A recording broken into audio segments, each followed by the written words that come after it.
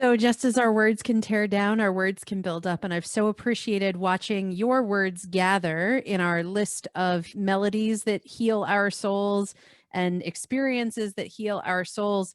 I'm hoping later this week for our Spotify healing playlist to be available so that you can begin the work of mending with the music to kind of be the soundtrack along your way. So if you recall, many weeks ago, we started to tear. We honored those things within us that had been broken through the pandemic, through different moments of loss. And I wanted to show you a few examples of what it looks like to begin to heal. Now, obviously, these are metaphors, right? This isn't our physical inside healing, but I think when we acknowledge bringing ourself back together on an outside way, I hope it can start to truly heal those pieces on the inside. And that even a month ago, when you took this fabric in your hand and you tore it, that maybe even those things that hurt so badly a month ago might now even have come back together on the inside. So the idea here is that we're bringing our square back to wholeness. And all of us are going to approach this differently.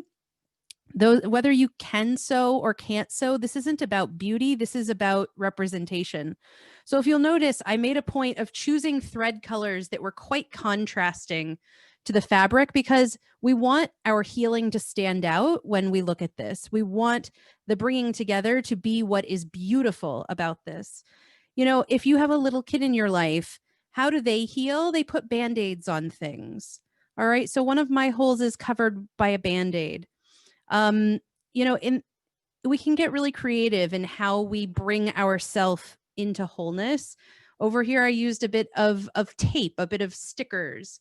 And hopefully, as we gather on Monday for our healing service, and as our Sukkah becomes a part of our experience on Sukkot, that as we start to imagine the Sukkot Shlomecha, that this will eventually be above us, that we can start to bring together our brokenness and truly start to see those physical representations of healing.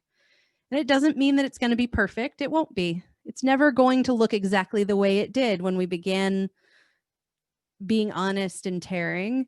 Just like we are made more beautiful and we're made more, there's Hidur mitzvah. Why do we dress our Torahs up so nicely? Because we should take the things that are precious to us and honor them with making them beautiful. And in the same way, we're taking that brokenness and honoring them and Hidur mitzvah, making them beautiful within our fabric. So feel free to get creative. I'd hope to put some of myself back together with some staples. Bought a stapler, no staples. So, you know, we work with what we have. 'Tis the season. And if you haven't started the project, feel free to, I believe it's still recorded and up there, or feel free to start at any point in time. But I really look forward in probably about a month's time to start to gather these and bring them together, that we can start to really see what they look like when they're laying in one place. May we come to find wholeness. May we come to find Sukkot Shalom amongst us, a really beautiful dwelling of peace.